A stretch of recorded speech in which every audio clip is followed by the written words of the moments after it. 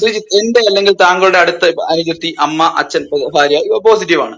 What you will do? നിങ്ങളുടെ വീട്ടിൽ നിന്നോ റോഡിൽ നിന്നോ ഒരാളിനെ, അപകടത്തിൽപ്പെടുന്ന ആളിനെയോ അത്യാസന്ന അപ്പോൾ നിലയിലുള്ള കോവിഡ് ആളിനെയോ, പ്രോട്ടോകോൾ ഇല്ലേ? ഞാൻ അപ്പോൾ പറഞ്ഞോട്ടെ പ്രോട്ടോകോൾ ഇല്ലേ? സുഹൃത്തെ, നിങ്ങൾക്ക് എന്റെ മറുപടി കേൾക്കണ്ടേ? ഇദ്ദേഹത്തെ കണ്ടപ്പോൾ ഞാനൊന്ന് കയറി. അപ്പോൾ അദ്ദേഹത്തിന്റെ നിലപാട് ഈ പറയുന്ന വിഷയത്തിൽ അദ്ദേഹം മാപ്പ് പറയില്ല, അല്ലെങ്കിൽ അത് ഞാൻ ചെയ്തത് തന്നെയാണ് ശരിയെന്ന് വിചാരിക്കുന്ന ആളാണ്. അപ്പൊ അദ്ദേഹത്തെ പിന്നെ തിരുത്താനൊന്നും ആർക്കും പറ്റില്ല. എന്റെ ചോദ്യം ഇതാണ്, ഈ പെഗസസുമായി ബന്ധപ്പെട്ട വിഷയത്തിൽ അദ്ദേഹം കൃത്യമായിട്ട് BJP നല്ല രീതിയിൽ വെള്ളപൂശി നല്ല രീതിയിൽ കൊണ്ടുവന്നിട്ടുണ്ട്. എങ്കിലും എന്റെ ചോദ്യം ഇതാണ്, ഇവിടെയുള്ള ഈ നമ്മുടെ ജേർണലിസ്റ്റ് ആയിട്ടുള്ള ഗോപി കൃഷ്ണൻ, അതോടൊപ്പം തന്നെ അങ്ങനെ കുറെ മലയാളീസ് ഉൾപ്പെടെയുള്ള ആൾക്കാരുടെ വിവരങ്ങൾ ചോർത്തി എന്നുള്ള ഈ പറയുന്ന റിപ്പോർട്ടാണ് പുറത്തു വന്നത്. അപ്പോ അന്ന് ഈ പറയുന്ന IT-യുടെ ചുമതലയുള്ള മന്ത്രി പാർലമെന്റിനകത്ത് കൃത്യമായിട്ട് ഈ ഗവൺമെന്റ് ഈ രാജ്യത്തെ പൗരന്മാരുടെ ഡേറ്റാസ് ഒന്നും, അല്ലെങ്കിൽ അവരെ നിരീക്ഷിക്കാനുള്ള സംവിധാനത്തിലേക്കൊന്നും പോണില്ല എന്നുള്ള ഒരു വാർത്ത പറയുന്ന അതേ സമയത്ത് പുറത്ത് മുൻപത്തെ ടെലികോം വകുപ്പ് മന്ത്രിയായിട്ടുള്ള രവിശങ്കർ പ്രസാദ് പറഞ്ഞത് ഇങ്ങനെയാണ്: ലോകത്തിലുള്ള 45ഓളം രാജ്യങ്ങൾ ഈ പറയുന്ന പെഗസസ് എന്ന് പറയുന്ന സോഫ്റ്റ്വെയർ ഉപയോഗിക്കുന്നുണ്ട്. അങ്ങനെയെങ്കിൽ പിന്നെ ഇന്ത്യക്ക് ഉപയോഗിച്ചാലുള്ള കുഴപ്പം എന്താണ് എന്നുള്ളതാണ് ചോദ്യം. ആ ചോദ്യം ചോദിക്കുമ്പോൾ തന്നെ നമുക്ക് മനസ്സിലാകേണ്ടത്, നമ്മുടെ രാജ്യം കൃത്യമായിട്ട് ഇത് എല്ലാ ആൾക്കാരെയും നിരീക്ഷിക്കുന്നുണ്ട്. അപ്പോൾ അങ്ങനെ ഇന്ത്യ വിചാരിച്ചാൽ മാത്രം എന്ത് എന്നുള്ളത് അദ്ദേഹം ചോദിച്ചു. അത് കൃത്യമായിട്ടുള്ള ഇവർ തമ്മിലുള്ള വൈരുദ്ധ്യമാണ്. അത് കുറച്ച് കഴിഞ്ഞപ്പോൾ ഈ പറയുന്ന ഇദ്ദേഹം BJP ആയിരിക്കാത്ത സമയത്ത് അദ്ദേഹത്തിന്റെ രേഖകളും പുറത്തു വന്നു എന്നുള്ളത്. അപ്പൊ അതിനെക്കുറിച്ചും കൂടെ അദ്ദേഹം ഒരു കൃത്യമായിട്ടുള്ള മറുപടി തരണം. രണ്ടാമത് ചോദ്യം നേതാജി സുഭാഷ് ചന്ദ്രബോസുമായി ബന്ധപ്പെട്ട ഒരു കാര്യമാണ്. ശരിക്കും കുറച്ച് നാളുകളായിട്ട് ഇന്ത്യയിലുള്ള അല്ലെങ്കിൽ ഈ പറയുന്ന മീഡിയാസിലൊക്കെ കൃത്യമായിട്ട് നേതാജി ഒരു പൊളിറ്റിക്കൽ അജണ്ടയാണ്. ഇപ്പോൾ വെസ്റ്റ് ബംഗാളിൽ ചെല്ലുമ്പോൾ ഓൾറെഡി ഈ പറയുന്ന BJP കൃത്യമായിട്ട് നേതാജിയെ എടുത്ത് കോൺഗ്രസിനെതിരെ ഉപയോഗിക്കുന്നുണ്ട്. ഞാനൊരു കോൺഗ്രസ്സുകാരനല്ല, പക്ഷെ ഗുജറാത്തിൽ ചെല്ലുമ്പോൾ ഓൾറെഡി പട്ടേലിനെ എടുത്ത് ഈ പറയുന്ന ഈ കോൺഗ്രസ്, അതായത് നെഹ്റുവിനെതിരെ കൃത്യമായിട്ട് ഉപയോഗിക്കുന്നുണ്ട്. അപ്പോ എന്റെ ചോദ്യം ഇതാണ്, ഈ നേതാജി സുഭാഷ് ചന്ദ്രബോസിന്റെ മരണത്തിന് ഉത്തരവാദിയായിട്ടും അല്ലെങ്കിൽ നേതാജിയുടെ തിരോധാനത്തിന് കാരണക്കാരായിട്ട് നെഹ്റു ഉൾപ്പെടെയുള്ള നേതാക്കളെ ഈ പറയുന്ന BJP സംഘപരിവാർ ഈ പറയുന്ന തലത്തിലേക്ക് കൊണ്ടുവന്നിട്ടുണ്ട്. അപ്പൊ താങ്കളും പല വീഡിയോസ്, ഇപ്പൊ സന്ദീസ് വജസ്പതിയുമായി ബന്ധപ്പെട്ടിട്ടുള്ള വീഡിയോസ് ഒക്കെ കാണാൻ ഇടയായിട്ടുണ്ട്. അപ്പൊ അതിലുള്ള ഒരു വിശദീകരണം, കോൺഗ്രസിന് ഈ പറഞ്ഞിട്ടുള്ള കാര്യത്തിൽ എന്തെങ്കിലും ബന്ധമുണ്ടോ, അല്ലെങ്കിൽ ഈ പറയുന്ന രീതിയിൽ എന്താണ് കൃത്യമായിട്ട് അതിനെക്കുറിച്ചും കൂടെ ഒരു മറുപടി തരിക. പറയാം. വളരെ ദീർഘമായിട്ടുള്ള 3 ചോദ്യങ്ങളാണ്. ആദ്യത്തെ താങ്കളുടെ കമൻറ്റിന് എനിക്കൊരു വിശദീകരണം ആവശ്യമാണ്. താങ്കൾ പറഞ്ഞത് റേപ്പ് ജോക്ക് വിഷയത്തിൽ ഞാൻ മാപ്പ് പറയത്തില്ല എന്നാണ് തീരുമാനമെങ്കിൽ തിരുത്താൻ കഴിയില്ല എന്ന് പറഞ്ഞു. എന്തിനാണ് ഞാൻ മാപ്പ് പറയേണ്ടത് എന്നുള്ളത് പറയാൻ താങ്കൾ ബാധ്യസ്ഥനാണ്. അതില് താങ്കളുടെ ചോദ്യമായിട്ടല്ല ഉദ്ദേശിച്ചത് ഞാൻ. താങ്കൾ അങ്ങനെയാണ് അല്ലല്ല, അങ്ങനെയല്ല ന്യായീകരിക്കുന്നത്. അൻവർ ഷാ, അങ്ങനെയല്ല. ഒരു പൊതു പ്ലാറ്റ്ഫോമിൽ നമ്മൾ ഒരാളിനെതിരെ പാസീവായിട്ടൊരു റിമാർക്ക് പറഞ്ഞിട്ട് അങ്ങനെ പോകാൻ പറ്റില്ല. നിങ്ങൾ അതിൽ ഉറച്ചു നിൽക്കുന്നുണ്ടെങ്കിൽ, നിങ്ങൾ അങ്ങനെ ഒരു പാസീവ് റിമാർക്ക് പോലും പറയണമെന്നുണ്ടെങ്കിൽ ആ കാര്യത്തിലുള്ള പ്രശ്നം എന്താണ് എന്ന് പറയാനുള്ള ബാധ്യത നിങ്ങൾക്കുണ്ട്. അതില്ല എങ്കിൽ നിങ്ങൾ ആ പരാമർശം അവിടെ പറയാൻ പാടില്ലായിരുന്നു. കാരണം നിങ്ങളുടെ ചോദ്യത്തിന് അതുമായിട്ട് ബന്ധമില്ല. എന്താണ് ആ റേപ്പ് ജോക്ക് വിഷയത്തിൽ മാപ്പ് പറയേണ്ടുന്ന സാഹചര്യം? ഞാൻ പറഞ്ഞ വിശദീകരണത്തിൽ ഏതാണ് താങ്കൾക്ക് തൃപ്തികരമല്ലാത്തത് എന്ന് പറയാനുള്ള ആർജവം കാണിക്കണം. പാസീവ് റിമാർക്ക് കൊണ്ട് മാത്രം കാര്യമില്ല. അല്ല, താങ്കൾ ആ ഒരു സന്ദർഭത്തില് അവരത്രയും പെട്ടെന്നൊരു പേഷ്യന്റിനെ ഹോസ്പിറ്റലിലേക്ക് എത്തിച്ചത്, താങ്കൾ അത് പോസിറ്റീവായിട്ടല്ല ഇട്ടത്, താങ്കൾ നെഗറ്റീവായിട്ടാണ്. അതായത് കേരളത്തിലുള്ള കോവിഡ് പ്രതിരോധം വളരെ മോശമായിട്ടുള്ള രീതിയിലാണ്, ഒരു ബൈക്കിനകത്താണോ ഒരു കോവിഡ് പേഷ്യന്റിനെ കൊണ്ടുപോകുന്നത്, ആ രീതിയിലേക്ക് കൃത്യമായിട്ട് കളിയാക്കിയിട്ടാണ് ഇട്ടത് എന്ന് കൃത്യമായിട്ട് അറിയാം. സറ്റയർ ആണെന്ന് ഞാൻ പറഞ്ഞല്ലോ. സറ്റയർ ആണെന്ന് ഞാൻ തന്നെ പറഞ്ഞല്ലോ. പിന്നെന്താ താങ്കൾക്ക് അത് പ്രത്യേകിച്ച് അറിയേണ്ട കാര്യം എന്താണ്? സറ്റയർ ആണ്, അങ്ങനെ തന്നെയാണ് ഞാൻ പറഞ്ഞത്. താങ്കളുടെ പ്രശ്നം അതാണെങ്കിൽ വളരെ വ്യക്തമായിട്ട് ഞാൻ പറയാം. 100% ഒരു കോവിഡിലേക്കുള്ള ഒരു കോവിഡിൻ്റെ കെയറിൻ്റെ കുറച്ച് പ്രോട്ടോക്കോളുകൾ താങ്കൾക്കറിയില്ല എങ്കിൽ ഈ രാജ്യത്ത് നിലനിൽക്കുന്നുണ്ട്. മുഹമ്മദ് അഷീൽ എൻ്റെ അടുത്ത സുഹൃത്താണ്. ഞാൻ പലപ്പോഴും പ്രോട്ടോക്കോളുകളെ പറ്റിയുള്ള ചോദ്യങ്ങൾ അദ്ദേഹത്തോട് തന്നെ നേരിട്ട് വിളിച്ച് ചോദിച്ച് ക്ലിയർ ചെയ്യുന്നയാളാണ്. ഒരു ഫസ്റ്റ് ലൈൻ ട്രീറ്റ്മെൻറ്റ് സെൻറ്ററിലേക്ക് അതിൻ്റെ ഒരു പ്രീ കെയർ സംവിധാനത്തിൽ നിന്ന് ഒരു രോഗിയെ മാറ്റേണ്ടുന്നത് എങ്ങനെയാണ് എന്ന് കൃത്യമായി ഡിഫൈൻ ചെയ്തിരിക്കുന്ന പോളിസിയുണ്ട്. അവിടെ ഒരാൾ വളരെ ക്രിട്ടിക്കലാണ് എങ്കിൽ ഒരു നിമിഷം കൊണ്ടല്ല അയാൾ ക്രിട്ടിക്കലാകുന്നത്. അങ്ങനെ ക്രിട്ടിക്കലാണ് എങ്കിൽ ആംബുലൻസ് സൗകര്യത്തിൽ വഴി മാത്രമേ കൊണ്ടുപോകാൻ പാടുള്ളൂ എന്നുള്ളത് കോവിഡ് പ്രോട്ടോക്കോളാണ്. അപ്പോൾ ആ കോവിഡ് പ്രോട്ടോക്കോൾ അനുസരിച്ചിട്ട് അവിടെ ആംബുലൻസ് ലഭ്യമല്ല എങ്കിൽ ഒരു 2 വീലറിൽ അവിടെ ഒപ്പമുള്ള ആൾക്കാരുടെയോ ആ കൊണ്ടുപോകുന്ന വഴിയിലുള്ള ആൾക്കാരുടെയോ ആരോഗ്യത്തിനെ പൊട്ടൻഷ്യലി റിസ്ക് ചെയ്യുന്ന രീതിയിൽ, പ്രത്യേകിച്ച് ഒരു രോഗിയെ ഒരിക്കലും ഇരുത്തിക്കൊണ്ട് ഒരു ഫസ്റ്റ് ലൈൻ ട്രീറ്റ്മെൻറ്റ് സെൻറ്ററിലേക്ക് കൊണ്ടുപോകാൻ, അതും പ്രത്യേകിച്ച് അത്യാസന്ന നിലയിലുള്ള ഒരാളിനെ കൊണ്ടുപോകാൻ പാടില്ല എന്ന് പ്രോട്ടോക്കോൾ ഉള്ള സമയത്ത് ഒരു ആംബുലൻസ് അവിടെ കൊണ്ടുവന്നില്ല എങ്കിൽ അത് സംസ്ഥാന സർക്കാരിനെ അല്ലാതെ ഞാൻ യോഗി ആദിത്യനാഥിനെ വിമർശിച്ചാൽ മതിയോ എന്നുള്ളതാണ് ഒന്നാമത്തെ ചോദ്യം. രണ്ട്, ക്രിട്ടിക്കൽ കെയർ ആവശ്യമുള്ള ഒരു രോഗിയെ ടൂ വീലറിൽ ഇരുത്തി കൊണ്ടുപോവുക എന്ന് പറഞ്ഞു കഴിഞ്ഞാൽ അതിനെ അംഗീകരിക്കുന്ന എത്ര ഡോക്ടർമാരെ, മോഡേൺ മെഡിസിൻ ഡോക്ടർമാരെ നിങ്ങൾക്ക് കാണിച്ചു തരാൻ പറ്റും എന്നൊരു ചോദ്യമുണ്ട്. തൊട്ടടുത്ത ദിവസം മുഖ്യമന്ത്രി അദ്ദേഹത്തിൻ്റെ പത്രസമ്മേളനത്തിൽ ആ നടപടി ശരിയല്ല എന്നാണ് അദ്ദേഹം പറഞ്ഞത്. അങ്ങനെ അത്യാവശ്യ ഘട്ടത്തിൽ ആംബുലൻസ് കിട്ടിയില്ല എങ്കിൽ അതിന് തത്തുല്യമായി ഉപയോഗിക്കാൻ പറ്റുന്ന വാഹനങ്ങൾ എന്താണ് എന്ന് ഓരോ പ്രീ കെയർ സിസ്റ്റവും കൃത്യമായ രീതിയിലുള്ള കണക്കെടുപ്പുകൾ നടത്തി അതിനുള്ള സജ്ജീകരണം നടത്തണം. അല്ലാതെ ഇതൊരു മാതൃകയാക്കാൻ പാടില്ല എന്ന് രണ്ടാമത്തെ ദിവസം മുഖ്യമന്ത്രി പത്രസമ്മേളനത്തിൽ പറഞ്ഞു. എത്രയോ ഡോക്ടർമാർ ഏഷ്യാനെറ്റ് ഉൾപ്പെടെയുള്ള ചാനലുകളിൽ പറഞ്ഞു, ഒരിക്കലും ക്രിട്ടിക്കൽ കെയർ വേണ്ടുന്ന ഒരു രോഗിയെ ഇരുത്തിക്കൊണ്ട് നിങ്ങൾക്ക് പോകാൻ പാടില്ല എന്ന് പറഞ്ഞു. അവിടെ സംസ്ഥാന സർക്കാരിനെ വിമർശിക്കുകയല്ലാതെ ആ സ്തുതിപാഠകനായി മാറണമെന്നാണ് താങ്കൾ കരുതുന്നത് എങ്കിൽ തെറ്റി. അപ്പോൾ ആ വിഷയത്തിൽ മാപ്പ് പറയേണ്ട ആവശ്യമില്ല. അതൊരു സിസ്റ്റത്തിൻ്റെ ഫെയിലിയറാണ്, 100% സിസ്റ്റത്തിന്റെ ഫെയിലിയറാണ്. ഈ മുഖ്യമന്ത്രി ആ വാർത്താ സമ്മേളനത്തിന് തൊട്ട് മുൻപ് പറഞ്ഞ എന്താണ് ശ്രീജിത്ത്, ഈ വിഷയം, ആ പർട്ടിക്കുലർ വിഷയത്തിൽ അന്നത്തെ ആ ഒരു സംഭവത്തിൽ അദ്ദേഹം അതിനെ അംഗീകരിക്കുന്നുണ്ട്. അതായത് അന്ന് ആ കോവിഡ് രോഗി അങ്ങോട്ട് മാറ്റണം എന്നുള്ളത് അംഗീകരിക്കുന്നുണ്ട് മുഖ്യമന്ത്രി. അതാണ് ഞാൻ പറഞ്ഞത്. മുഖ്യമന്ത്രി ആ പറഞ്ഞ വാദം ശരിയാണ്. അങ്ങനല്ല. ആദ്യത്തെ ദിവസം അദ്ദേഹത്തിൻ്റെ പതിവ് വാർത്താ സമ്മേളനത്തിൽ വൈകുന്നേരം, ഞാൻ പറഞ്ഞല്ലോ എൻ്റെ ടൈം ലൈൻ വളരെ കൃത്യമായിട്ട് പറഞ്ഞു, താങ്കൾ ശ്രദ്ധിക്കുന്നില്ല എന്ന് തോന്നുന്നു. ഞാൻ വളരെ കൃത്യമായിട്ട് പറഞ്ഞു. ആദ്യത്തെ ദിവസമാണ് അദ്ദേഹം പറയുന്നത് ഈ നടപടി നല്ലതാണ് എന്ന് പറഞ്ഞു. അടുത്ത ദിവസം എന്നാണ് ഞാൻ പറഞ്ഞത്. അടുത്ത ദിവസം താങ്കൾ ചെക്ക് ചെയ്ത് നോക്കിക്കഴിഞ്ഞാൽ താങ്കൾക്കറിയാം വളരെ കൃത്യമായിട്ട് ഇതൊരു മാതൃകയാക്കാൻ പാടില്ല, ഇങ്ങനെ അല്ല ചെയ്യേണ്ടത് എന്നുള്ളത് അദ്ദേഹം പറഞ്ഞു. കാരണം അദ്ദേഹത്തിന് ബോധമുണ്ട്. ഞാൻ വളരെ കൃത്യമായിട്ട് ഫേസ്ബുക്ക് പോസ്റ്റ് ഇട്ടു. അന്ന് എന്നെ ആൾക്കാർ ഇങ്ങനെ ട്രോൾ ചെയ്തുകൊണ്ടിരിക്കുന്ന സമയത്ത് എൻ്റെ ഫേസ്ബുക്കിൽ മെയ് 7, 9 തീയതികളിൽ എപ്പോഴാണ് അദ്ദേഹം ഇട്ടിരിക്കുന്ന പോസ്റ്റിൽ ഞാൻ പറഞ്ഞു, അണികൾക്ക് വിവരമില്ലെങ്കിലും മുഖ്യമന്ത്രിക്ക് വിവരമുണ്ട്, ഇത് തെറ്റാണ് എന്ന് പറഞ്ഞ് മുഖ്യമന്ത്രിയുടെ സ്റ്റേറ്റ്മെൻറ്റ് വെർബാറ്റും ഞാൻ അവിടെ ഇട്ടിട്ടുണ്ട്. ഞാൻ പബ്ലിക്കായിട്ടാണ് പറയുന്നത്, താങ്കൾക്ക് വെരിഫൈ ചെയ്യാം. അത് മുഖ്യമന്ത്രി തിരുത്തിയിട്ടുണ്ട്. അത് ശരിയായ മാതൃകയല്ല. ഞാൻ പറഞ്ഞല്ലോ, താങ്കൾ പറയുക, ഏതെങ്കിലും മോഡേൺ മെഡിസിൻ പ്രാക്ടീസ് ചെയ്യുന്ന ഒരു ഡോക്ടർ പറയട്ടെ, നിങ്ങൾ ഒരാളിനെ ഇരുത്തിക്കൊണ്ടാണ് അങ്ങനെയാണ് കൊണ്ടുപോകേണ്ടത് എന്ന് നിങ്ങൾ പറയട്ടെ. കോവിഡ് പ്രോട്ടോകോൾ പാലിച്ചിട്ടില്ല. കോവിഡ് പ്രോട്ടോകോൾ എന്ന് പറയുന്നത് പാലിക്കാൻ വേണ്ടിയിട്ടുള്ളതാണ്. അവിടെ കൃത്യസമയത്ത് ഒരു സംവിധാനം അവൈലബിൾ അല്ല എങ്കിൽ അത് സർക്കാർ സംവിധാനത്തിൻ്റെ വീഴ്ചയാണ്. അപ്പോൾ ഹരേ വാവ എന്ന് പറയുന്നയാളല്ല ഞാൻ. കാരണം എൻ്റെ ജോലി ഒരു സമൂഹ വിമർശകൻ എന്ന നിലയിൽ സമൂഹത്തിലുള്ള തെറ്റുകളായിട്ടുള്ള കാര്യങ്ങൾ കാണുന്നതിനെ വിമർശിക്കുകയാണ്. എൻ്റെ വിമർശനം എന്ന് പറയുന്നത് ഈ കോവിഡ് വോളണ്ടിയർമാരെ ആയിരുന്നില്ലല്ലോ. കോവിഡ് വോളണ്ടിയർമാരെ ഞാൻ ഒന്നും പറഞ്ഞിട്ടില്ലല്ലോ. ഞാൻ പറഞ്ഞിരുന്നത് അവിടെ ഇത്തരത്തിലുള്ള പ്രശ്നമുണ്ടാക്കിയിരിക്കുന്ന സർക്കാരിനെ ന്യായീകരിക്കാനുള്ള ക്യാപ്സ്യൂൾ എന്ന രീതിയിലാണ് സറ്റേറിക്കൽ പോസ്റ്റ് എഴുതിയിരിക്കുന്നത്. സർക്കാരിനെ ന്യായീകരിക്കാൻ എന്നാണ്. DYFI പോലും അല്ല അവിടെ പറഞ്ഞിരിക്കുന്നത്, അല്ലെങ്കിൽ വോളണ്ടിയർമാരെ അല്ല പറഞ്ഞിരിക്കുന്നത്. അതിനെ ട്വിസ്റ്റ് ചെയ്തിട്ടാണ് നിങ്ങൾ പറയുന്നത്. അതുകൊണ്ടാണ് ഞാൻ പറഞ്ഞത് അതിൽ മാപ്പ് പറയേണ്ട കാര്യമോ തിരുത്തൽ വേണ്ടുന്ന കാര്യമോ അക്കാര്യത്തിലില്ല. കാരണം എൻ്റെ നിലപാടുകളിൽ എനിക്ക് ഉത്തമമായിട്ടുള്ള ബോധ്യമുണ്ട്. എപ്പോഴും സാമൂഹിക ബോധത്തിൽ അടിസ്ഥിതമാണ്. അത് വിട്ടേക്ക്, അത് പറയുന്നില്ല. പക്ഷെ മുഖ്യമന്ത്രി ആ പർട്ടിക്കുലർ ഇഷ്യൂവിൽ മുഖ്യമന്ത്രി അതിനെ അംഗീകരിക്കുന്നുണ്ട്.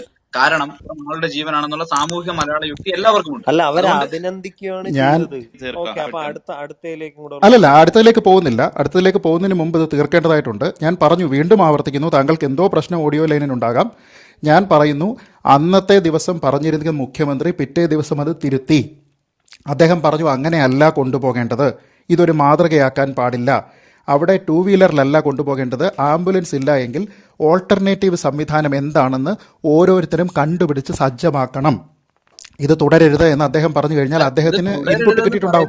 ശ്രീജിത്ത്, ഞങ്ങൾ ഒരു സംശയവുമില്ല, ഒരു ചോദ്യവുമില്ല. കാരണം അത് തുടരരുതെന്ന് പറയുന്നത് രോഗിയുടെ പർട്ടിക്കുലർലി മരിക്കാൻ കിടക്കുന്ന സമയത്ത് ചെയ്യുന്ന ഒരു മാനസിക യുക്തി എന്ന് പറയുന്നതുണ്ട്. അതിനെ മുഖ്യമന്ത്രി എന്നല്ല എൻ്റയർ കേരള ഒരു പ്രത്യേക പൊളിറ്റിക്സ് വിഭാഗത്തിലുള്ളവരൊഴികെ ബാക്കി എല്ലാവരും അംഗീകരിച്ചതുമാണ്. അല്ല, അങ്ങനെയല്ല. പ്രീ കോവിഡ് കെയറിൽ കുറച്ച് പ്രോട്ടോക്കോളുകൾ ഉണ്ടെങ്കിൽ ആ പ്രോട്ടോക്കോളുകൾ പിന്തുടരാൻ വേണ്ടിയിട്ടുള്ളതാണ്. ആ പ്രീ കോവിഡ് കെയറിലുള്ള ആൾക്കാരാണ് ആ രോഗിയെ അവിടെ നിന്ന് മാറ്റേണ്ടത്. അതിനൊരു ഡിസ്ചാർജ് മെക്കാനിസം. അല്ല, ഞാൻ തീർന്നില്ല. ഡിസ്ചാർജ് മെക്കാനിസം എന്ന് പറഞ്ഞിട്ടൊരു സംവിധാനമുണ്ട്. അതിന് നിങ്ങൾ ആർക്കും വോളണ്ടിയർമാരെ ചുമതലപ്പെടുത്താൻ സാധിക്കുകയില്ല. ഡിസ്ചാർജ് ചെയ്യുക എന്ന് വെച്ചാൽ നിങ്ങൾ അവിടെ ഒരാളെ അഡ്മിറ്റ് ആക്കിയിട്ടുണ്ടെങ്കിൽ ആ സംവിധാനമാണ് ഡിസ്ചാർജ് ചെയ്യുക. നേരെ മറിച്ച് ഈ കൊണ്ടുപോകുന്ന സമയത്ത് ആ ആളിന് എന്തെങ്കിലും അത്യാഹിതം സംഭവിച്ചിരുന്നുവെങ്കിൽ എന്ത് സംഭവിച്ചേനെ? എന്തായിരുന്നു അവിടെ ഉണ്ടായിരുന്ന ഗുരുതരമായിട്ടുള്ള പ്രശ്നം? ഓതറൈസ്ഡ് അല്ലാത്ത ആൾക്കാർ ആ ആളിനെ അവിടെ നിന്ന് കടത്തിക്കൊണ്ടുപോയി എന്ന രീതിയിൽ ആ കുട്ടികൾ, ആ പുരുഷനും സ്ത്രീയും, ആ രണ്ട് കുട്ടികൾ അവരാരോപണം നേരിട്ടേനെ. അതല്ല ശരിയായ നടപടി. പ്രോട്ടോക്കോളുകൾ എന്തിനാണ് പ്രോട്ടോകോൾ? ആർക്കാർക്ക് തോന്നുന്നത് പോലെ ചെയ്യാമെന്നുണ്ടെങ്കിൽ നമുക്ക് കോവിഡ് പ്രോട്ടോക്കോളിന്റെ ആവശ്യമില്ല. ശ്രീജിത്ത്, എന്റെ അല്ലെങ്കിൽ താങ്കളുടെ അടുത്ത അനുജത്തി, അമ്മ, അച്ഛൻ, ഭാര്യ പോസിറ്റീവ് ആണ്. What you will do? ഇങ്ങനെ നിങ്ങളുടെ വീട്ടിലിരിക്കുന്നു, ഹോം കെയറിലാണ്, ഹോം ഐസൊലേഷനിലാണ്, റൂമിലാണ് isolate. What you will do? ആ സിമ്പിൾ ക്വസ്റ്റ്യൻ. നിങ്ങളുടെ അജ്ഞതയാണ് ഇതിൽ നിന്ന് കാണിക്കുന്നത്. നിങ്ങൾ ഇതിനെ തുലനം ചെയ്യുന്നത് അല്ല, വാട്ട് വീട്ടിലുള്ള യു വിൽ ഡു? സംവിധാനമാണ്. That's my question. What you will do? അത് തന്നെയാണ് ഞാൻ, സുഹൃത്തെ, നിങ്ങൾ എൻ്റെ മറുപടി കേൾക്കാനാണെന്നുണ്ടെങ്കിൽ ക്ഷമ കാണിക്കുക. ഒരു വീട്ടിൽ നിന്നോ വഴിയിൽ നിന്നോ എടുത്തുകൊണ്ട് പോകുന്നത് പോലെ അല്ല ഒരു സർക്കാർ സംവിധാനത്തിൽ അഡ്മിറ്റ് ആയിരിക്കുന്ന ഒരു പേഷ്യന്റിനെ കൊണ്ടുപോകുന്നത്. നിങ്ങളുടെ വീട്ടിൽ നിന്നോ റോഡിൽ നിന്നോ ഒരാളിനെ, അപകടത്തിൽപ്പെടുന്നയാളിനെയോ അത്യാസന്ന അപ്പോൾ നിലയിലുള്ള കോവിഡ് ആളിനെയോ, പ്രോട്ടോകോൾ ഇല്ലേ? ഞാൻ അപ്പോൾ പറഞ്ഞോട്ടെ പ്രോട്ടോകോൾ ഇല്ലേ? സുഹൃത്തെ, നിങ്ങൾക്ക് എൻ്റെ മറുപടി കേൾക്കണ്ടേ? കോവിഡ് പ്രോട്ടോകോൾ ബാധകമായിരിക്കുന്നത് പ്രീ കോവിഡ് കെയർ സംവിധാനത്തിനാണ്. ഒരു രോഗിയെ അഡ്മിറ്റ് ചെയ്യുകയും ഡിസ്ചാർജ് ചെയ്യുകയും ആ ആളിനെ മൂവ് ചെയ്യുന്നതിനുമാണ് പ്രോട്ടോകോൾ. വഴിയിൽ ആതുര സേവനം ആവശ്യമുള്ള ഒരാളിനെ ആശുപത്രിയിൽ എത്തിക്കുക എന്നുള്ളതിനല്ല പ്രോട്ടോകോൾ. പ്രോട്ടോകോൾ ഒരു സംവിധാനത്തിലാണ്. വഴിയിൽ കിടക്കുന്ന ഒരാളിനെ എടുക്കുന്നത് ഡിസ്ചാർജ് സർട്ടിഫിക്കറ്റ് മേടിച്ചിട്ടാണോ? നിങ്ങൾ വീട്ടിലുള്ള ഒരാളിനെ ആശുപത്രിയിൽ കൊണ്ടുവന്ന് വീട്ടിൽ നിന്ന് ഗൃഹനാഥൻ്റെ ഡിസ്ചാർജ് സർട്ടിഫിക്കറ്റ് മേടിച്ചിട്ടാണോ കൊണ്ടുപോകുന്നത്? അതെന്ത് വാദമാണത്? വീട്ടിൽ നിന്നുള്ള ഒരാളിനെ കൊണ്ടുപോകുന്നതും ആശുപത്രിയിലുള്ള ഒരാളിനെ, അല്ലെങ്കിൽ ഒരു പ്രീ കോവിഡ് കെയറിലുള്ള ഒരാളിനെ കൊണ്ടുപോകുന്നതും തമ്മിൽ നിങ്ങൾ എങ്ങനെയാണ് തുലനം ചെയ്യുന്നത്? അതാണ് പ്രശ്നം. അവിടെ അതിന് റെസ്പോൺസിബിൾ ആയിട്ടുള്ള ആൾക്കാരുള്ള ഒരു സംവിധാനത്തിൽ ഇരിക്കുന്ന ഒരാളിനെ കൊണ്ടുപോകുന്നതിനാണ് മാനദണ്ഡങ്ങൾ. നിങ്ങൾക്ക് വീട്ടിലിരിക്കുന്ന ഒരാളിനെ നിങ്ങൾക്ക് അമൃതയിൽ കൊണ്ടുപോകണോ ലേക്ക് ഷോറിൽ കൊണ്ടുപോകണോ എന്ന് നിങ്ങൾക്ക് തീരുമാനിക്കാം. നേരെ മറിച്ച് അമൃതയിൽ അഡ്മിറ്റ് ചെയ്തിരിക്കുന്ന ഒരാളിനെ നിങ്ങൾ വിളിച്ചിറക്കിയെങ്കിൽ ലേക്ക് ഷോറിൽ കൊണ്ടുപോകാൻ പറ്റുമോ അൻവർഷ? അതിനാണ് പ്രോട്ടോക്കോളുകൾ. ആ പ്രോട്ടോക്കോളുകളാണ് തുടരേണ്ടത്. ഒന്ന്. ഇനി രണ്ടാമത്തെ താങ്കൾ ചോദിച്ചിരുന്ന വിഷയം പെഗാസസിൽ ഞാൻ കേന്ദ്ര സർക്കാരിനെ വൈറ്റ് വാഷ് ചെയ്യുന്നു എന്ന് താങ്കൾ പറഞ്ഞു. ഞാൻ കേന്ദ്ര സർക്കാരിനെ വൈറ്റ് വാഷ് ചെയ്തിട്ടില്ല. ഞാനവിടെ പറഞ്ഞിരിക്കുന്നത് ഈ 3 ആരോപണങ്ങൾ. ഈ ആൾക്കാരുടെ ഫോണുകളിൽ പെഗാസസ് സോഫ്റ്റ്വെയർ ഉണ്ട്. താങ്കൾ പറഞ്ഞിരിക്കുന്ന ഗോപികൃഷ്ണനോ എം കെ വേണുവോ സിദ്ധാർത്ഥ് വരദരാജനോ ആരുമായിക്കോട്ടെ, അവരുടെ ഫോണുകളിൽ പെഗാസസ് സോഫ്റ്റ്വെയർ ഉണ്ട് എന്ന് പറയുന്നത് ആര്? അവരും ഒരു കൺസോർഷ്യവും. താങ്കൾ കണ്ടിട്ടുണ്ടോ? ഞാൻ കണ്ടിട്ടില്ല. ഈ ചർച്ചയിൽ പങ്കെടുക്കുന്ന ആരെങ്കിലും കണ്ടിട്ടുണ്ടോ? ഇല്ല. അപ്പോൾ ഇതൊരു പൊതു താല്പര്യത്തിലുള്ള വിഷയമാണ് എങ്കിൽ അത് പബ്ലിക്കിൽ അതിന് തെളിവുണ്ടാകണമെന്നാണ് ഞാൻ പറഞ്ഞത്. അതിന് തെളിവ് കൊണ്ടുവരൂ എന്ന് പറഞ്ഞു കഴിഞ്ഞാൽ അത് ഗവൺമെന്റിനെ വൈറ്റ് വാഷ് ചെയ്യുകയല്ല. വൈറ്റ് വാഷ് ചെയ്യുന്നത് എപ്പോഴാണ്? BJPയുടെ സ്പോക്സ് പേഴ്സൺ ആ വിഷയത്തിൽ എടുക്കുന്ന നിലപാടാണ് വൈറ്റ് വാഷ്. BJPയുടെ സ്പോക്സ് പേഴ്സൺ ആ വിഷയത്തിൽ എടുക്കുന്ന നിലപാട് എന്താണ്? ഈ വിഷയത്തിൽ ഞങ്ങളിത് ചെയ്തിട്ടില്ല, ഞങ്ങളിങ്ങനെ ചെയ്യുന്ന ആൾക്കാരല്ല എന്ന് അവരെടുക്കുന്നതാണ് വൈറ്റ് വാഷ്. കാരണം അവർക്കൊരു പൊളിറ്റിക്കൽ സെറ്റിനെ ഗാർഡ് ചെയ്യണം. ഞാൻ ഈ പൊതുസമൂഹത്തിലുള്ള ഒരു പ്രതിനിധി എന്ന നിലയിലാണ് ഞാൻ പറയുന്നത്, എനിക്കതിൻ്റെ തെളിവ് കാണണം. ഒന്ന്. രണ്ട്, ഇത് പ്ലാൻ ചെയ്തിരിക്കുന്നത് കേന്ദ്ര സർക്കാരാണെന്ന് പറയണം. ഇപ്പോൾ ഉദാഹരണത്തിന് ഫ്രഞ്ച് പ്രസിഡന്റിനെ ഇത് ചെയ്തു എന്ന് പറയുന്നത് ഫ്രഞ്ച് ഗവൺമെന്റ് അല്ലല്ലോ ചെയ്തത്, അത് മൊറോക്കൻ ഗവൺമെന്റ് അല്ലെങ്കിൽ മൊറോക്കോയ്ക്ക് വേണ്ടി ചെയ്തു എന്നാണ് പറയുന്നത്. അപ്പോൾ ഇവിടെ കേന്ദ്ര സർക്കാർ അത് ചെയ്തിട്ടുണ്ട് എന്നുണ്ടെങ്കിൽ അതിനുള്ള തെളിവ് കൊണ്ടുവരണം. ആ തെളിവ് അൻവർ ഷായുടെ കയ്യിലുണ്ടെങ്കിൽ ഇപ്പോൾ പറയൂ, ഞാനത് പരിശോധിക്കാൻ തയ്യാറാണ്. നേരെ മറിച്ച് അൻവർ ഷാ, ഞാൻ പറഞ്ഞു തീർന്നില്ല, എൻ്റെ മറുപടി തീർന്നില്ല. താങ്കൾ എന്നോട് ചോദ്യം ചോദിച്ചതിന് ശേഷം മറുപടി താങ്കൾക്ക് വേണ്ടേ? അപ്പം ഞാൻ ചോദിക്കുന്നത് രണ്ട്. അതുകൊണ്ടാണ് ഞാൻ പറഞ്ഞത്, നോക്കൂ, ഇവിടെ സ്പ്രിംഗ്ലർ വിഷയം വന്നിരിക്കുന്ന സമയത്ത് അതുമായി ബന്ധപ്പെട്ട രേഖകൾ ഞാനും കണ്ടതാണ്. ആ രേഖകൾ കണ്ടതിൻ്റെ ബോധ്യത്തിൽ ചർച്ചകളിൽ പങ്കെടുക്കുമ്പോൾ ഞാൻ സർക്കാരിനെതിരെ വിമർശനം ഉന്നയിക്കുന്നത് കോൺട്രാക്ട് എഗ്രിമെൻറ്റിൻ്റെ പേരിലാണ്. അല്ലെങ്കിൽ ആ കാര്യത്തിൽ ഉണ്ടായിരിക്കുന്ന ഡേറ്റ എങ്ങനെയാണ് കളക്ട് ചെയ്തിരിക്കുന്നത് എന്നുള്ള നമ്മുടെ വോളണ്ടിയർമാർ, അതെനിക്ക് തോന്നുന്ന ആശാ വർക്കർമാരാണെന്ന് തോന്നുന്നു, അവർ വീടാന്തരം കയറി ഇറങ്ങി കോവിഡ് രോഗികളിൽ നിന്ന് ഡേറ്റ സ്വീകരിക്കുന്ന 41 പോയിന്റിൻ്റെ ചെക്ക് ലിസ്റ്റ് കണ്ടിട്ടാണ്. ആ ചെക്ക് ലിസ്റ്റിൽ എങ്ങും സമ്മതം ചോദിക്കുന്നില്ല. ആ സമ്മതം ചോദിക്കുന്നില്ല എന്ന് പറയുമ്പോൾ തെളിവാണ്. ഈ തെളിവിൻ്റെ അടിസ്ഥാനത്തിലാണ് ഈ ചോദ്യം ചോദിക്കുന്നത്. നേരെ മറിച്ച് താങ്കൾക്ക് പെഗാസസ് വിഷയത്തിലുള്ള തെളിവ് എന്താണെന്ന് പറയൂ. അങ്ങനെ ഒരു തെളിവുണ്ടെങ്കിൽ നമുക്ക് അതിനെപ്പറ്റി ഡിബേറ്റ് ചെയ്യാം. ഇന്നലെ പോലും ഞാൻ അതുകൊണ്ടാണ് പറഞ്ഞത്, ഈ വിവാദമുണ്ടായി ഇത്രയും ദിവസമായിരിക്കുമ്പോൾ പോലും അവിടെ പങ്കെടുക്കുന്ന സഭയിൽ ബഹളമുണ്ടാക്കുന്ന ഒരു MP, അദ്ദേഹത്തിനോടാണ് ഞാൻ ചോദിച്ചത്, നിങ്ങൾ അതിൻ്റെ തെളിവ് എൻ്റെ അടുത്ത് തരൂ, ഞാൻ ഡിബേറ്റ് ചെയ്യാൻ തയ്യാറാണ് എന്ന് പറയുന്ന സമയത്ത് തെളിവ് ബിയോണ്ട് ഡൗട്ട് പ്രൂവ് ചെയ്തു എന്ന് പറയുന്നയാൾ പറയുന്നു തെളിവ് കൊണ്ടുവരാം എന്നാണ് പറയുന്നത്. അപ്പോൾ പിന്നെ എന്തിൻ്റെ പേരിലാണ് ഈ പറയുന്നത്? അപ്പോൾ ഇത് രാഷ്ട്രീയ ആരോപണം ഉന്നയിക്കുന്നതും മറ്റ് തെളിവുകളോടുകൂടി നമ്മൾ അതിനെപ്പറ്റി സംസാരിക്കുന്നതും രണ്ട് വിഷയമാണ്. മുട്ടിൽ മരമുറി കേസിനെ പറ്റി ഞാൻ സംസാരിച്ചിട്ടുണ്ട്. കാരണം ആ കാര്യത്തിൽ തെളിവുണ്ടായിരുന്നു, രേഖകളുണ്ടായിരുന്നു. രവിശങ്കർ പ്രസാദ് അതും കൂടി ഒന്ന്. രവിശങ്കർ പ്രസാദിന്റെ കാര്യം എന്താണ്, പറയൂ. രവിശങ്കർ പ്രസാദ് ഓൾറെഡി പറഞ്ഞത് ലോകത്തിലെ 45ഓളം രാജ്യങ്ങൾ പെഗാസസ് സോഫ്റ്റ്വെയർ ഓൾറെഡി ഉപയോഗിക്കുന്നുണ്ട്, അല്ലെങ്കിൽ പെഗാസസിന്റെ സേവനം അവർ ഉപയോഗിക്കുന്നുണ്ട്. എന്തുകൊണ്ട് ഇന്ത്യക്ക് മാത്രം ഉപയോഗിച്ചാലുള്ള പ്രശ്നം എന്താണ് എന്നതാണ് അദ്ദേഹം ചോദിച്ചത്. തീർച്ചയായും അല്ല, അത് അങ്ങനെ തന്നെയാണ്. നോക്കൂ, ഇവിടുത്തെ പ്രധാനപ്പെട്ട പ്രശ്നം നമ്മൾ മനസ്സിലാക്കേണ്ടത്, ഇന്ത്യയിൽ സർവെയിലൻസ് എന്ന് പറയുന്നത് നിയമവിധേയമാണോ? ആണ്. സംസ്ഥാന തലത്തിൽ സർവൈലൻസ് നടത്തണമെങ്കിൽ സംസ്ഥാനത്തിലുള്ള ഹോം സെക്രട്ടറിയുടെ എക്സ്പ്രസ് പെർമിഷൻ ഉണ്ടാകണം. കേന്ദ്ര തലത്തിൽ കേന്ദ്ര സർക്കാരിനാണ് അത് ചെയ്യേണ്ടതെന്നുണ്ടെങ്കിൽ കേന്ദ്ര സർക്കാരിൻ്റെ ആഭ്യന്തര വകുപ്പിലുള്ള ഹോം സെക്രട്ടറിയുടെ പെർമിഷൻ വേണം. ആ പെർമിഷനോട് കൂടി സ്നൂപ്പിംഗ് എന്ന് പറയുന്നത് ഇന്ത്യയിൽ നിയമവിധേയമാണ്. 1885 ബ്രിട്ടീഷുകാരുണ്ടാക്കിയിരിക്കുന്ന ടെലിഗ്രാഫ് ആക്ട് മുതൽ ഇന്ത്യയിൽ ഇത് നിയമവിധേയമാണ്. നമ്മുടെ ഈ അടുത്ത കാലത്ത് വന്നിരിക്കുന്നത് വളരെ പഴക്കം 1885 വരെ പഴക്കമില്ലല്ലോ IT ആക്ടിന്. IT ആക്ടിലുള്ള ചട്ടങ്ങൾ പരിശോധിച്ചാൽ അതിൻ്റെ റൂൾസ് നോക്കിക്കഴിഞ്ഞാൽ അതിൽ നിന്നറിയാം കൃത്യമായിട്ട് ഇത് സർവൈലൻസ് എന്ന് പറയുന്നത് നിയമവിധേയമാണ്. ഇമെയിലുകൾ ഇൻ്റർസെപ്റ്റ് ചെയ്യുന്നതിനും ഇലക്ട്രോണിക് കമ്മ്യൂണിക്കേഷനുകൾ ഇൻ്റർസെപ്റ്റ് ചെയ്യുന്നതിനും ഒരു കമ്പ്യൂട്ടർ സിസ്റ്റം, അതിൻ്റെ ഒരു എക്സ്റ്റൻഡഡ് ഡെഫിനേഷനിൽ വരുന്നതാണ് മൊബൈൽ ഫോൺ പോലും. അങ്ങനെയുള്ള സിസ്റ്റങ്ങളെയെല്ലാം തന്നെ ഇൻ്റർസെപ്റ്റ് ചെയ്യുക എന്ന് പറയുന്നത് ഇന്ത്യയിൽ നിയമവിധേയമാണ്. ഇവിടുത്തെ പ്രശ്നം അതല്ല സർവൈലൻസ് നടത്തിയിട്ടുണ്ടോ അൺഓതറൈസ്ഡ് സർവൈലൻസ് ആണോ എന്നുള്ളതാണ് പ്രശ്നം. കാരണം സർവൈലൻസ് നടത്തുക എന്ന് പറയുന്നത് ഇന്ത്യൻ ഗവൺമെൻറ് പറ്റും. ഇപ്പോൾ താങ്കൾ തന്നെ ഒരുപക്ഷെ ശ്രദ്ധിച്ചിട്ടുണ്ടാവാം, മൻമോഹൻ സിംഗിൻ്റെ കാലത്ത് ഉണ്ടായിരുന്ന സ്നൂപ്പിങ്ങിനെ പറ്റിയുള്ള വിവരങ്ങൾ വന്നിരിക്കുന്നത്. ഒരു മാസം ഏതാണ്ട് 300-600 ഇമെയിലുകളും 9,000-ഓളമോ 6,000-ഓളമോ മറ്റോ ടെലിഫോൺ കോൺവെർസേഷനുകളും മൻമോഹൻ സിംഗിൻ്റെ കാലത്ത് ഓരോ മാസം വീതം ഗവൺമെൻറ് പെർമിഷൻ കൊടുക്കുന്നുണ്ടായിരുന്നു എന്ന് വാർത്ത വന്നതാണ്. ആ വാർത്തയെ കേന്ദ്ര സർക്കാർ ഡിനൈ ചെയ്തിട്ടില്ല. കേന്ദ്ര സർക്കാർ ഒരു സമയത്തും അതിനെ പ്രതിരോധിക്കാൻ ശ്രമിച്ചിട്ടില്ല. കാരണം അത് നിയമവിധേയമാണ്. സ്നൂപ്പിംഗ് എന്ന് പറയുന്നത് നിയമവിധേയമാണ് പൂർണ്ണമായിട്ടും. സാന്ദർഭികമായിട്ട് താങ്കളത് പറഞ്ഞതുകൊണ്ട് തന്നെ ആ നേതാജിയുടെ വിഷയം സൂചിപ്പിച്ചതുകൊണ്ട് അതുകൊണ്ട് തന്നെ ഞാൻ പറയാം, ഇന്ത്യക്ക് സ്വാതന്ത്ര്യം കിട്ടിയതിന് ശേഷം 2 മാസം കഴിഞ്ഞപ്പോൾ നേതാജി സുഭാഷ് ചന്ദ്രബോസിൻ്റെ കുടുംബത്തിനെ സ്നൂപ്പ് ചെയ്യണമെന്ന് പറഞ്ഞിട്ട് ഗവൺമെൻറ് ഇറക്കിയിരിക്കുന്ന ഓർഡർ എൻ്റെ കയ്യിലുണ്ട്. ഗവൺമെൻറ് ഡീക്ലാസിഫൈ ചെയ്ത് തന്നിരിക്കുന്ന ഓർഡറാണ്. സ്വാതന്ത്ര്യം കിട്ടി 2 മാസം കഴിഞ്ഞതിന് ശേഷം. ഏത് വർഷം ആലോചിച്ച് നോക്കൂ. 1948 മുതൽ 1968 വരെ 20 വർഷക്കാലം 16ഓളം IB ഉദ്യോഗസ്ഥന്മാർ നേതാജിയുടെ 2 അനന്തരവന്മാരെ ശിശിർ കുമാർ ബോസിനെയും അമിയാനാഥ് ബോസിനെയും നിരന്തരം 20 വർഷത്തോളം സ്നൂപ്പ് ചെയ്തിരിക്കുന്നതിൻ്റെ രേഖകൾ വളരെ വർഷങ്ങൾ നീണ്ട നിയമ പോരാട്ടത്തിനൊടുവിൽ കേന്ദ്ര സർക്കാർ റിലീസ് ചെയ്ത് ഞങ്ങൾക്ക് തന്നതാണ്. 2012 മൻമോഹൻ സിംഗിൻ്റെ കാലത്ത് റിലീസ് ചെയ്ത് തന്നതാണ്. അത് നാഷണൽ ലെവൽ വാർത്തയായതാണ്. അപ്പോൾ ഈ സ്നൂപ്പിംഗ് എന്ന് പറയുന്നത് ഇല്ലാത്ത ഒരു കാര്യമൊന്നുമില്ല. അതിൽ തന്നെ തമാശയുണ്ട്. അതായത് 1948 ഒരു വിദ്യാർത്ഥി, ഒറീസക്കാരനായിട്ടുള്ള 8ാം ക്ലാസ്സിൽ പഠിക്കുന്ന ഒരു വിദ്യാർത്ഥി സുഭാഷ് ചന്ദ്രബോസിന് എന്ത് സംഭവിച്ചിരിക്കാമെന്ന് ചോദിച്ച് അദ്ദേഹത്തിൻ്റെ മൂത്ത ജ്യേഷ്ഠനായിട്ടുള്ള ശരത് ചന്ദ്രബോസിന് ഒരു കത്തയച്ചു. ആ കത്തിനെ നമ്മുടെ IB ഇൻ്റർസെപ്റ്റ് ചെയ്തു. അതിൻ്റെ ഡീറ്റെയിൽസിൻ്റെ രേഖകൾ ഈ പുറത്തുവിട്ട കൂട്ടത്തിലുണ്ട്. അതിൽ പറഞ്ഞിട്ടുണ്ട് ഇവൻ പ്രശ്നക്കാരനല്ല, ഇവനെപ്പറ്റി അന്വേഷിച്ചു, 13 വയസ്സുണ്ട്, 8ാം ക്ലാസ് വിദ്യാർത്ഥിയാണ്, ഇവൻ പ്രശ്നക്കാരനല്ല, അതുകൊണ്ട് ഇതിൻ്റെ പുറത്ത് അന്വേഷണം വേണ്ട എന്ന് പറഞ്ഞിട്ടുണ്ട്. നമ്മൾ പറയുന്നത് 1948 കാര്യമാണ്. അന്നത്തെ പ്രധാനമന്ത്രി ആരാണെന്ന് താങ്കൾക്കറിയാം. ഈ 20 വർഷം 1948 9ാം ക്ലാസ് വിദ്യാർത്ഥി അതായിക്കോട്ടെ, 8ആണെന്നാണ് ഞാൻ പറയുന്നത്. ഞാൻ ആ രേഖ എൻ്റെ കയ്യിലുണ്ട്. താങ്കൾ എന്തായാലും ഒരു സ്കൂൾ വിദ്യാർത്ഥിയാണ് എന്നുള്ളതും സ്നൂപ്പിംഗ് ഉണ്ട് എന്നുള്ളതും അറിയാമല്ലോ. 1948 ഇന്ത്യയുടെ പ്രധാനമന്ത്രി ആരായിരുന്നു? അല്ലല്ല, ഞാൻ കാര്യമാണ് പറയുന്നത്. ഞാൻ പറയുന്നത് വസ്തുതാപരമായിട്ടുള്ള അത് പറയുന്നതിൽ എന്താണ് പ്രശ്നം?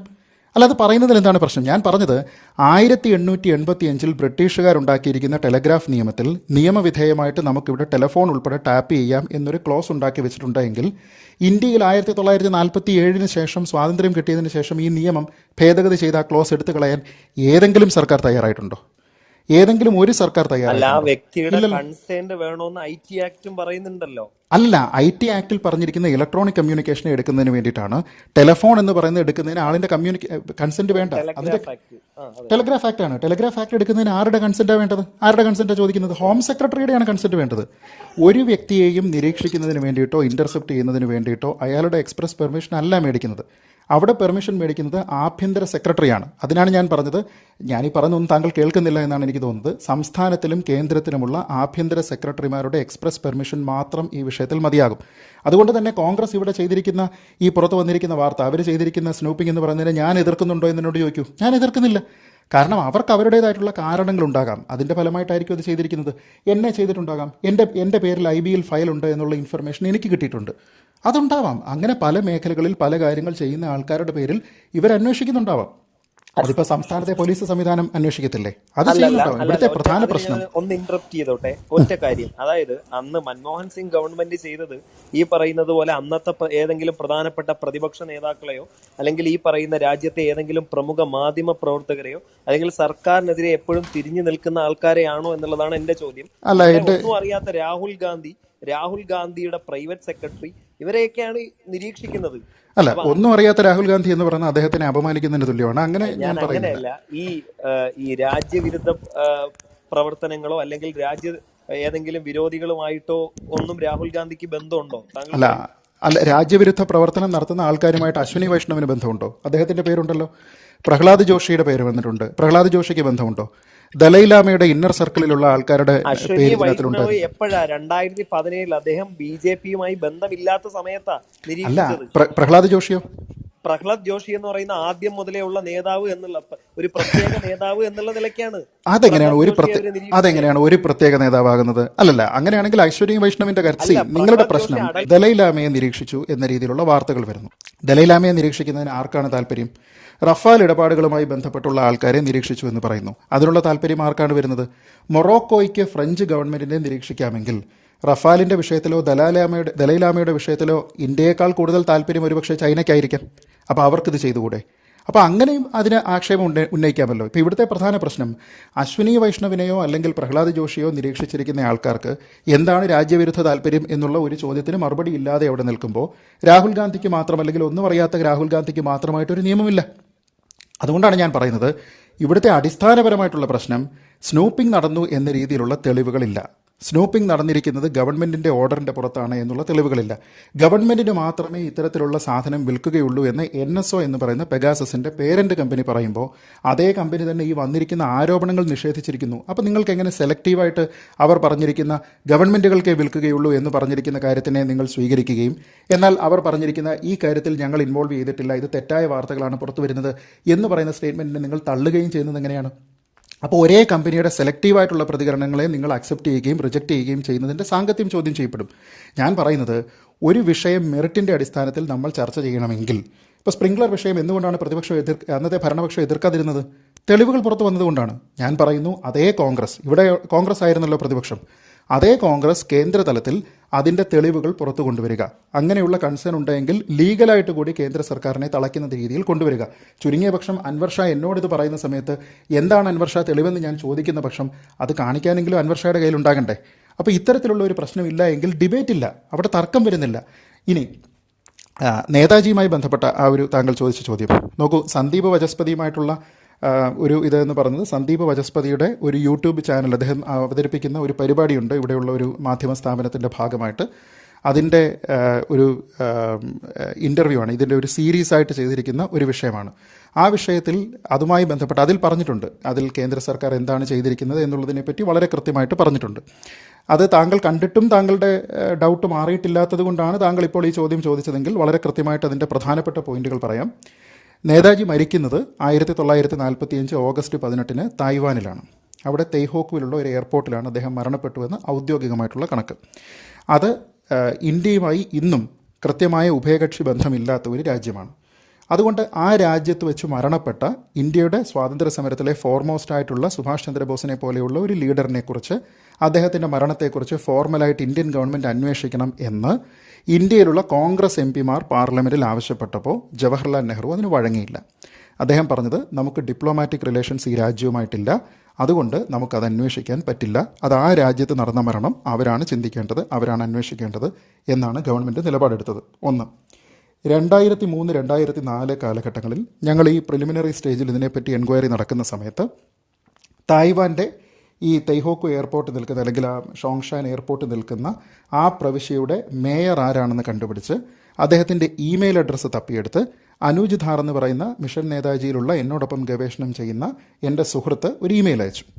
ആ ഇമെയിലിൽ ഞങ്ങൾ ചോദിച്ചത്, ഇങ്ങനെ ഒരു വ്യക്തി അവിടെ മരണപ്പെട്ടിട്ടുണ്ട്, അദ്ദേഹം ഗവൺമെൻറ്റിൻ്റെ അവിടെ അക്കോർഡ് ചെയ്തിരിക്കുന്ന ഹയസ്റ്റ് പ്രിവിലേജസ് ഉള്ള ആളാണ്, അദ്ദേഹത്തിൻ്റെ മരണവുമായി ബന്ധപ്പെട്ട് എന്തെങ്കിലും രേഖകളുണ്ടോ ഈ എയർപോർട്ടിൽ എന്ന് ചോദിച്ചപ്പോൾ അദ്ദേഹം, വളരെ സുമനസ്സായിട്ടുള്ള അദ്ദേഹം, നേരിട്ട് പോയി ഈ രേഖകൾ പരിശോധിച്ചതിന് ശേഷം അങ്ങനെ ആ തീയതിയിലോ അതിന് മുൻപോ പിൻപോ ഉള്ള 2 മാസ കാലയളവിൽ ഇത്തരത്തിലുള്ള അപകടങ്ങളൊന്നും തന്നെ റിപ്പോർട്ട് ചെയ്യപ്പെട്ടിട്ടില്ല എന്ന് അദ്ദേഹം ഇമെയിൽ വഴി ഞങ്ങൾക്ക് മറുപടി തന്നു.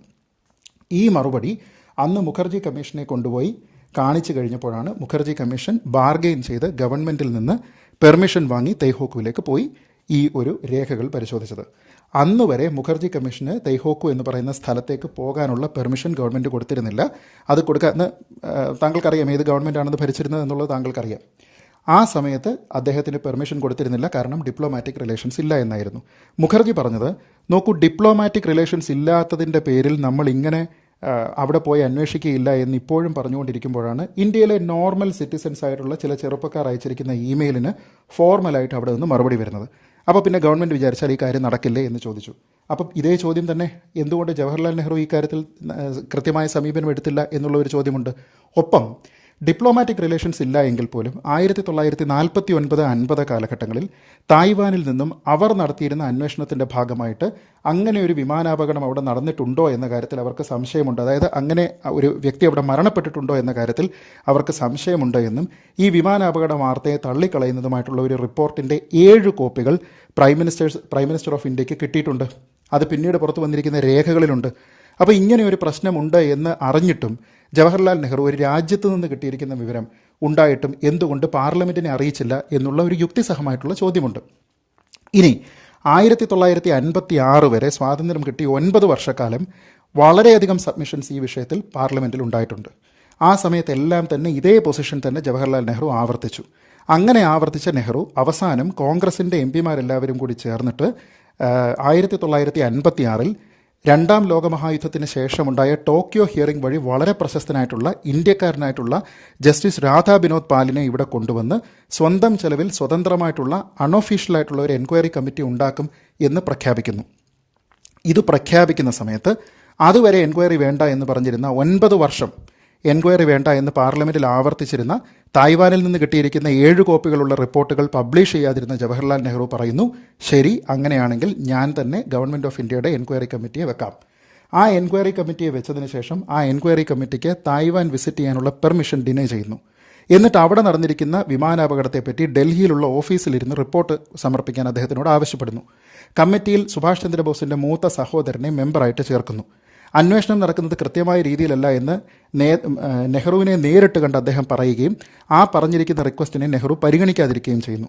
അവസാനം പുറത്തു വന്നിരിക്കുന്ന റിപ്പോർട്ടിൽ ഡൽഹിയിലിരുന്ന് തയ്യാറാക്കിയിരിക്കുന്ന തായ്വാനിലെ വിമാനാപകടത്തിൻ്റെ റിപ്പോർട്ടിൽ അദ്ദേഹം മരണപ്പെട്ടു എന്ന് യാതൊരു വിധത്തിലുള്ള തെളിവുകളുമില്ലാതെ സമർത്ഥിക്കുന്ന രേഖയിൽ സുരേഷ് ചന്ദ്രബോസ് എന്ന അദ്ദേഹത്തിൻ്റെ സഹോദരൻ ഒപ്പുവെക്കുന്നില്ല.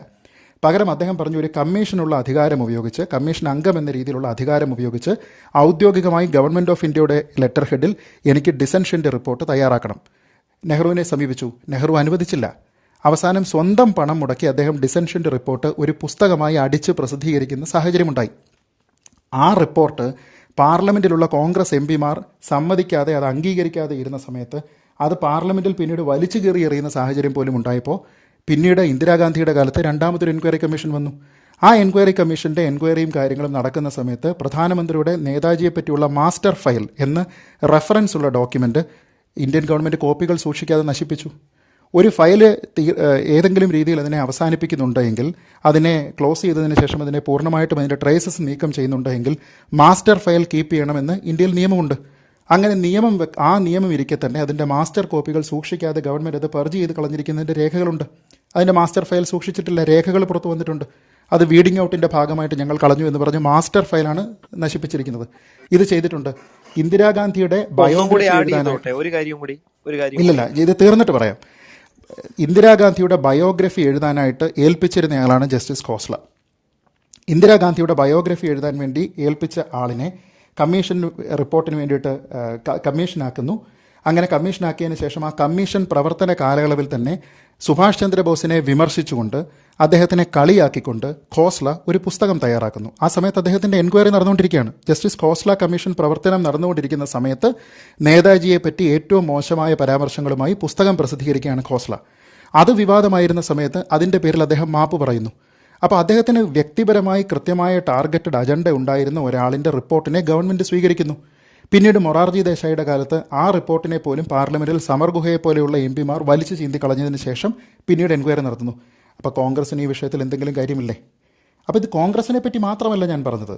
കോൺഗ്രസിനെ പറ്റി താങ്കൾ ഇത് തെറ്റായിട്ടാണ് കേൾക്കുന്നത് മുഴുവനെന്നാണ് ഞാൻ മനസ്സിലാക്കുന്നത്. കോൺഗ്രസ് സ്വീകരിച്ചിരുന്ന അതേ നയം തന്നെ പ്രധാനമന്ത്രിയായിരിക്കെ AB വാജ്പേയിയും സ്വീകരിച്ചിട്ടുണ്ട്. എത്രയോ തവണ ചർച്ചകളിൽ ഞാനിത് പറഞ്ഞിട്ടുണ്ട്. AB വാജ്പേയി കോൺഗ്രസിൽ അന്ന് ജനസംഘത്തിലുണ്ടായിരുന്ന അല്ലെങ്കിൽ പ്രതിപക്ഷ ബെഞ്ചുകളിലുണ്ടായിരുന്ന പ്രധാനപ്പെട്ട ആൾക്കാർ പലരും ഈ വിഷയത്തിൽ സബ്മിഷൻ ആവർത്തിച്ചുന്നയിച്ചിട്ടുണ്ട്. ഏറ്റവും കൂടുതൽ തവണ പാർലമെൻറ്റിൽ സബ്മിഷൻ കൊണ്ടുവന്നിരിക്കുന്ന ആൾക്കാരിൽ സമർ ഗുഹയുണ്ട്, ഹരിവിഷ്ണു കമ്മത്തുണ്ട്, AB വാജ്പേയി ഉണ്ട്. ഗവൺമെൻറ് അദ്ദേഹത്തെപ്പറ്റി വെച്ചിരിക്കുന്ന എല്ലാ രഹസ്യരേഖകളും പ്രസിദ്ധീകരിക്കണമെന്ന് ആവർത്തിച്ചാവശ്യപ്പെട്ടിരുന്ന അടൽ ബിഹാരി വാജ്പേയി പ്രധാനമന്ത്രിയായിരുന്ന സമയത്ത് ഈ രേഖകൾ പരസ്യപ്പെടുത്തിയില്ല. അപ്പോൾ അതിന് അദ്ദേഹത്തിനെ വിമർശിക്കുന്നുണ്ട്, അല്ലാതെ ഒരാളെ മാത്രമല്ല. അതുകൊണ്ടാണ് ഞാൻ ആദ്യമേ പറഞ്ഞത്, ഒരു നിലപാടെടുക്കുകയാണെങ്കിൽ ആ നിലപാടിലാണ് കൺസിസ്റ്റൻസി.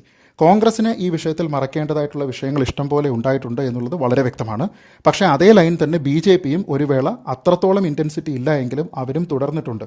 അതിന് ഒരു പരിധി വരെയെങ്കിലും ഒരു അയവ് വന്നത് നരേന്ദ്രമോദി ഏതാണ്ട് 1000-ഓളം രേഖകൾ ഞങ്ങളുമായിട്ട് നടത്തിയിരുന്ന ഒരു കൂടിക്കാഴ്ചയ്ക്ക് ശേഷം അദ്ദേഹം പ്രസിദ്ധപ്പെടുത്തിയപ്പോഴാണ്. പക്ഷേ അപ്പോഴും ഞങ്ങളുടെ അദ്ദേഹത്തിനോടുള്ള വിമർശനം തീർന്നില്ല. വിമർശനം അവിടെ തന്നെ നിൽക്കുകയാണ്.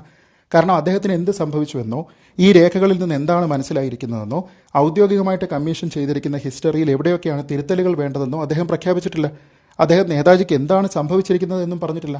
അപ്പോൾ അതുകൊണ്ട് അദ്ദേഹത്തിനെ വിമർശിക്കുകയാണ്. അല്ലാതെ അവിടെ ബി ജെ പി പ്രേമമെന്നോ ഈ പറയുന്നത് പോലത്തെ കാര്യങ്ങളോ അല്ലെങ്കിൽ ബി ജെ പിയെ വൈറ്റ് വാഷ് ചെയ്യാനോ ഒന്നുമല്ല ശ്രമിക്കുന്നത്. അതിനെതിരെ എത്രയോ ആർട്ടിക്കിൾസ് എഴുതിയിട്ടുണ്ട്, എത്രയോ ചർച്ചകളിൽ ദേശീയ മാധ്യമങ്ങളിൽ ഉൾപ്പെടെ പങ്കെടുത്തിട്ടുണ്ട്. അപ്പോൾ അതൊക്കെ മറച്ചു വെച്ചുകൊണ്ട് ആ രീതിയിലുള്ള ആരോപണം ഉന്നയിക്കുന്നത് അൻവർ ഷാ തെറ്റാണ്.